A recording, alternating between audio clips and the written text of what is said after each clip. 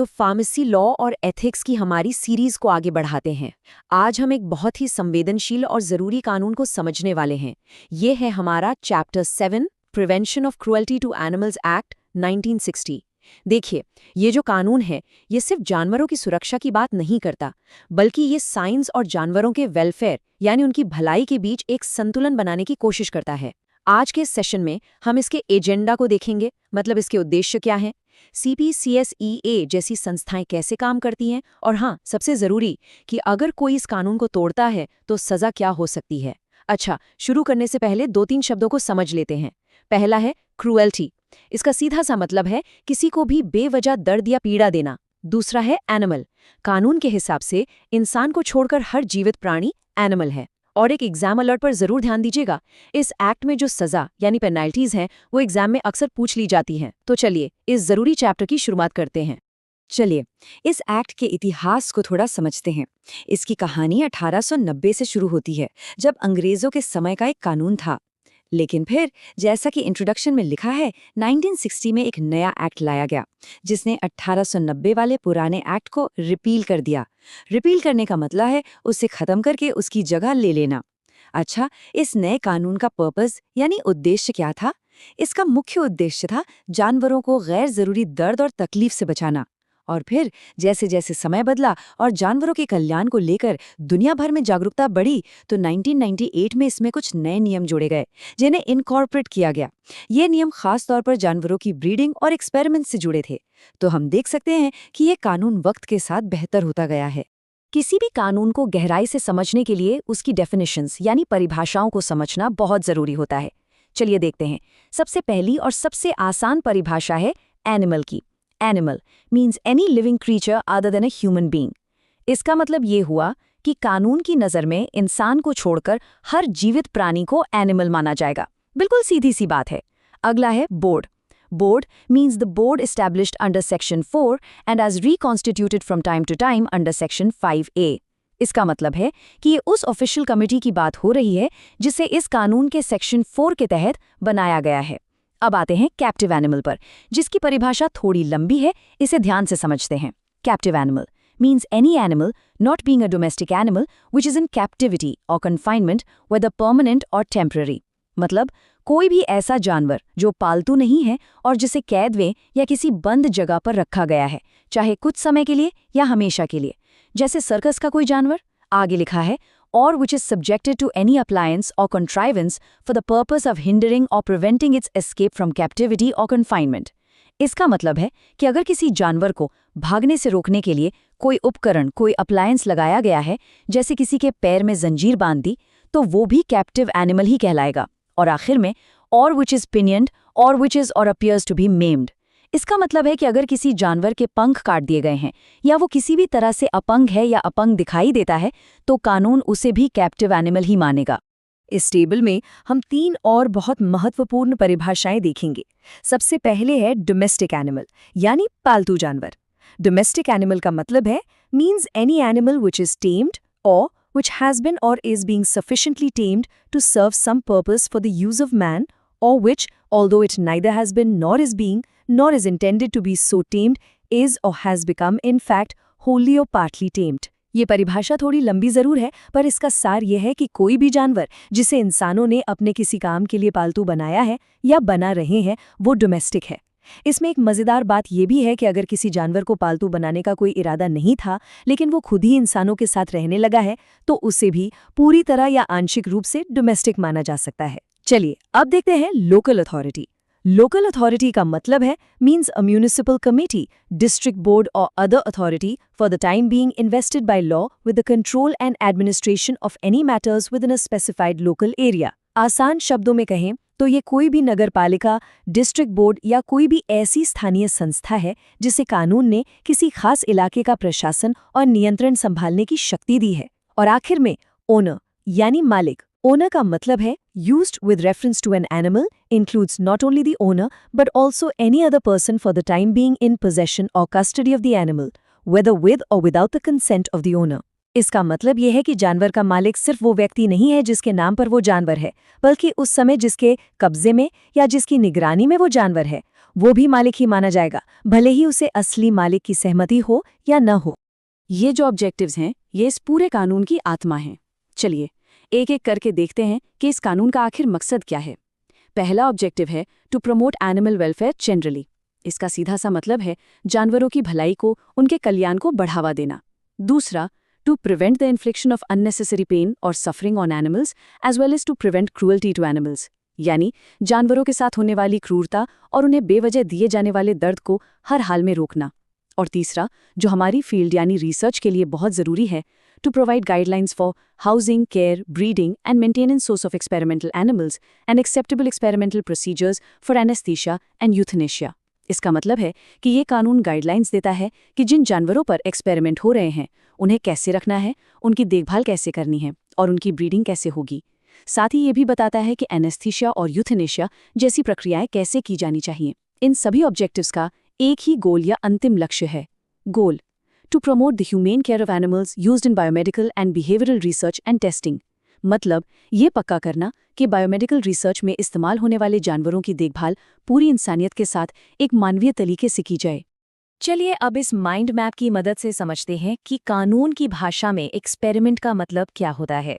ये कोई भी आम टेस्ट नहीं है, इसकी एक खास परिभाषा है, डेफिनेशन।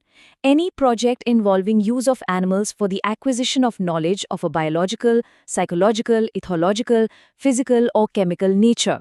इसका मतलब है कि कोई भी ऐसा प्रोजेक्ट जिसमें जानवरों का इस्तेमाल करके किसी भी तरह का बायोलॉजिकल, साइकोलॉजिकल या केमिकल ज्ञान हासिल किया जा रहा हो, उसे एक्सपेरिमेंट माना जाएगा। अब देखते हैं कि इसमें क्या-क्या शामिल है। Includes uses of animal in the production of reagents and products such as antigens and antibodies, routine diagnostics, testing activity, and establishment of transgenic stocks. सरल शब्दों में कहें तो एंटीबॉडी बनाने से लेकर रूटीन डायग्नोस्टिक टेस्टिंग तक ये सब कुछ एक्सपेरिमेंट के ही दायरे में आता है। लेकिन ये ध्यान रखना बहुत ज़रूरी है कि हर एक्सपेरिमेंट का एक जायज़ उद्देश्य, एक पर्पस होना चाहिए। Purpose, for the purpose of saving or prolonging life or alleviating suffering or for combating any disease whether on human beings or animals। मतलब ये कि एक्सपेरिमेंट का मकसद या तो किसी की जान बचाना हो या जिंदगी को बढ़ाना हो, दर्द कम करना हो या फिर इंसानों या जानवरों की किसी बीमारी से लड़ना हो। जानवरों पर जो भी एक्सपेरिमेंट्स होते हैं उनमें नैतिकता बनी रहे, ये सुनिश्चित करने के लिए एक गार्जियन कमेटी होती है। इसका नाम है institutional animals ethics committee, short में हम इसे IAEC कहेंगे। चलिए इसकी परिभाषा देखते हैं। Definition: a body comprising of a group of persons recognized and registered by the committee for the purpose of control and supervision on animals performed in an establishment which is constituted and operated in accordance with procedures specified for the purpose by the committee। इसे आसान भाषा में ऐसे समझिए कि ये लोगों का एक ऐसा समूह है जिसे सरकार से मान्यता मिली है और इसका काम किसी भी इंस्टीट्यूट में जानवरों पर होने वाले प्रयोगों की निगरानी और नियंत्रण करना है। इसके उद्देश्य बिल्कुल साफ हैं। पहला, IAEC के काम को असरदार बनाना। दूसरा और सबसे ज़रूरी, experiment should be performed with due care and humanity, यानी हर प्रयोग पूरी सावधानी और इंसानियत के साथ किया जाना चाहिए। तीसरा, experiment shall be performed in every case by or under the supervision of a person duly qualified। इसका मतलब है कि एक्सपेरिमेंट हमेशा किसी योग्य व्यक्ति की देखरेख में ही किया जाएगा। और आखिर में ये बताता है कि इस कमेटी को CPCSEA ने PCA एक्ट 1960 और 1998 के नियमों के तहत बनाया है। तो सवाल ये है कि इस IAC कमेटी में आखिर होता कौन-कौन है? ये डायग्राम हमें इसकी संरचना यानी इसके कॉम्पोजिशन को दिखाता है, जो कि बहुत ही बैलेंस्ड है। इसमें एक बायोलॉजिकल साइंटिस्ट होता है, साथ ही 2 scientist from different biological disciplines भी होते हैं, यानी 2 वैज्ञानिक जो अलग-अलग बायोलॉजिकल फील्ड्स से हों। जानवरों के स्वास्थ्य का ध्यान रखने के लिए एक वेटरिनेरियन यानी एक पशु चिकित्सक भी होता है। फिर scientist in charge of animals facility, मतलब उस जगह का इंचार्ज जहां जानवरों को रखा जाता है। अब जो दिलचस्प बात है वो देखिए, इसमें a scientist from outside the institution भी होता है, ताकि कमेटी के फैसलों में कोई भेदभाव न हो, निष्पक्षता बनी रहे। और साथ ही a non scientific socially aware member, यानी एक ऐसा सदस्य जो वैज्ञानिक नहीं है पर सामाजिक रूप से जागरूक है। ऐसा इसलिए किया जाता है ताकि फैसले सिर्फ साइंटिफिक नजरिए से ना लिए जाएं, बल्कि एक आम इंसान का नैतिक पक्ष भी उनमें शामिल हो। और आखिर में कमिटी का एक रिप्रेजेंटेटिव या नॉमिनी होता है। नीचे एक बहुत जरूरी नोट भी है। A specialist may be co-opted while reviewing special projects using hazardous agents such as radioactive substances and deadly microorganisms. इसका मतलब है कि अगर कोई ऐसा स्पेशल प्रोजेक्ट चल रहा है जिसमें रेडियोएक्टिव पदार्थ जैसे खतरनाक एजेंट इस्तेमाल हो रहे हैं, तो उस विषय के किसी विशेषज्ञ को भी कमिटी में शामिल किया जा सकता है। चलिए अब बात करते हैं जानवरों के प्रजनन यानी ब्रीडिंग की। Animal breeding, a branch of animal science that addresses the evaluation of the genetic value of livestock. मतलब ये एनिमल साइंस की वो शाखा है जो पशुधन के जेनेटिक वैल्यू का मूल्यांकन करती है। इसका असर क्या होता है? Impact: selecting for breeding animals with superior EBV, estimated breeding value, in growth rate, egg, meat or wool production, or with other desirable traits has revolutionized livestock production throughout the entire world. देखिए, EBV को आप किसी जानवर का एक तरह का genetic report card समझ सकते हैं। तो बेहतर EBV वाले जानवरों को चुनकर जब ब्रीड कराया जाता है, तो इससे पूरी दुनिया में पशुधन उत्पादन में एक क्रांति आ गई है। इसके पीछे का जो साइंटिफिक सिद्धांत है वो पॉपुलेशन जेनेटिक्स, क्वांटिटेटिव जेनेटिक्स और मॉलिक्यूलर जेनेटिक्स पर आधारित है। तो फिर इसकी औपचारिक परिभाषा क्या हुई? Definition: The process of selective mating of animals with desirable genetic traits to maintain or enhance these traits in future generations. इसका सीधा सा मतलब है अच्छे जेनेटिक गुणों वाले जानवरों को चुनकर उनका मेल कराना, ताकि आने वाली पीढ़ियों में वो अच्छे गुण बने रहें या और भी बेहतर हो जाएं। एक्सपेरिमेंट्स के लिए जानवरों की ब्रीडिंग को लेकर कानून में कुछ बहुत ही कड़े नियम बनाए गए हैं। Rule number 1: Only registered establishments can carry on the business of breeding of animals or trade of animals for the purpose of experiment. मतलब बिल्कुल साफ है, सिर्फ वही संस्थान जो रजिस्टर्ड हैं एक्सपेरिमेंट्स के लिए जानवरों की ब्रीडिंग कर सकते हैं या उनका व्यापार कर सकते हैं। Rule number 2: Every breeder establishment or trader for experimental purposes shall apply for registration. यानी हर ब्रीडर या ट्रेडर जो एक्सपेरिमेंट के उद्देश्य से काम कर रहा है, उसके लिए रजिस्ट्रेशन के लिए अप्लाई करना अनिवार्य है। इसके लिए एक समय सीमा भी तय की गई है। Time limit: Within 60 days from the date of commencement of the breeding of an experiment on animals. इसका मतलब ये है कि जिस दिन से आप जानवरों पर ब्रीडिंग और एक्सपेरिमेंट का काम शुरू करते हैं, उसके 60 दिनों के अंदर आपको रजिस्ट्रेशन के लिए अप्लाई करना ही होगा। तो मैसेज एकदम क्लियर है, अगर आप एक्सपेरिमेंट्स के लिए जानवरों की ब्रीडिंग कर रहे हैं तो आपको रजिस्टर्ड होना ही पड़ेगा, इसमें कोई छूट नहीं है। अब सवाल ये उठता है कि आखिर किस तरह के एक्सपेरिमेंट्स कानूनी यानी लॉफुल माने जाते हैं और कौन से प्रतिबंधित हैं। कानूनी एक्सपेरिमेंट्स वो हैं जो performing experiments on animals for the purpose of advancement by new discovery of knowledge, यानी ज्ञान की किसी नई खोज के लिए किए जाते हैं, या फिर यूजफुल फॉर सेविंग और combating any disease in human beings, animals और प्लांट्स, यानी जो इंसान, जानवर या पौधों को किसी बीमारी से बचाने या उससे लड़ने में मददगार हों। लेकिन कुछ चीजों पर पूरी तरह से रोक है, वो प्रतिबंधित हैं। The experiment shall neither be performed for the purpose of attaining or retaining manual skill, nor by way of illustration or as a public demonstration. इसका मतलब है कि आप सिर्फ अपने हाथ की सफाई के लिए या अपनी स्किल को प्रैक्टिस करने के लिए जानवरों पर प्रयोग नहीं कर सकते, और न ही इसे किसी प्रदर्शन के तौर पर लोगों को दिखाने के लिए कर सकते हैं।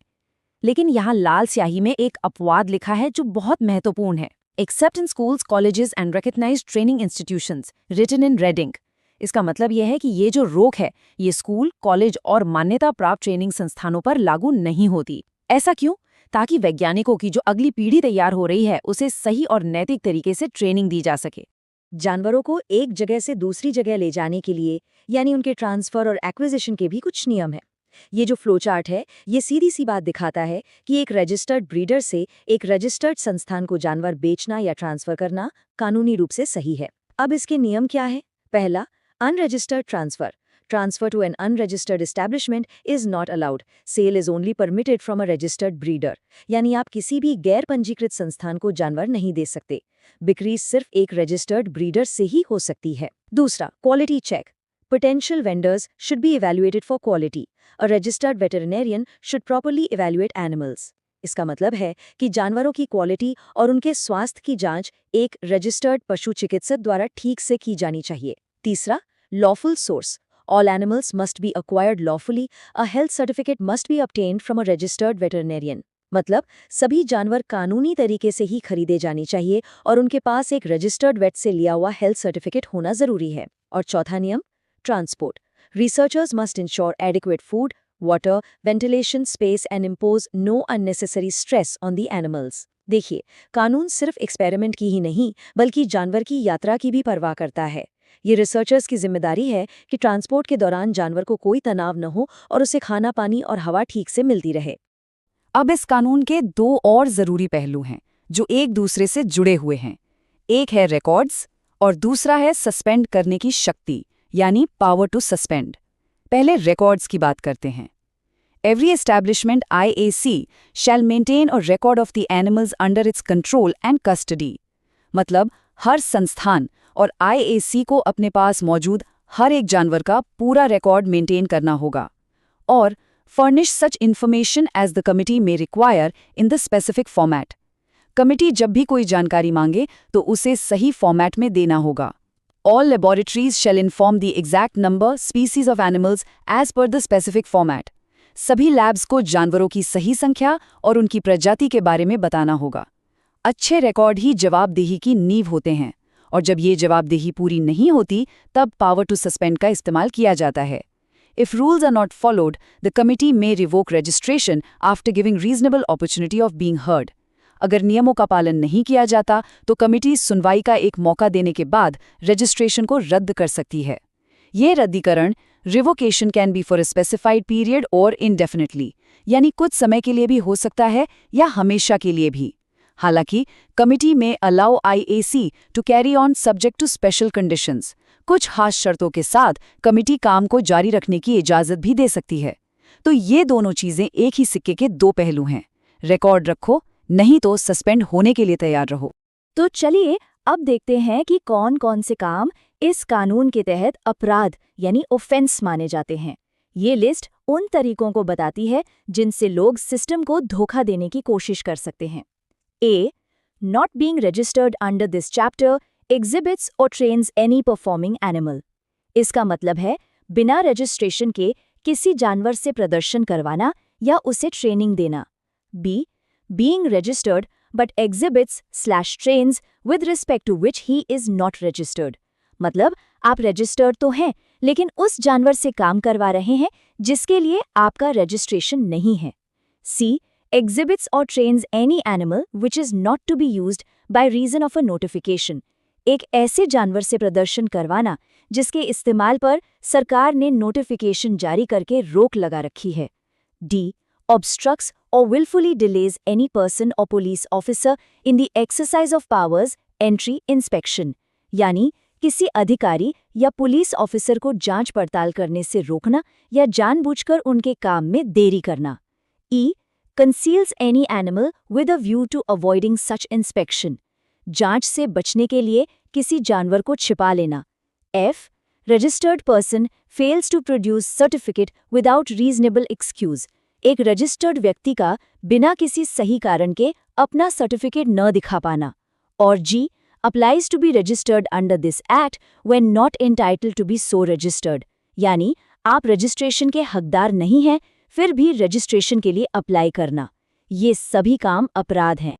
और अब सबसे आखिर में सबसे महत्वपूर्ण सवाल, अगर कोई ये अपराध करता है तो उसे सजा क्या मिलती है? For offences A to G जो हमने अभी पिछली स्लाइड में देखे, उनके लिए सजा है punishable on conviction with fine which में एक्सटेंड टू 500 रुपीज और इम्प्रिजनमेंट विच में एक्सटेंड टू 3 months और बोथ।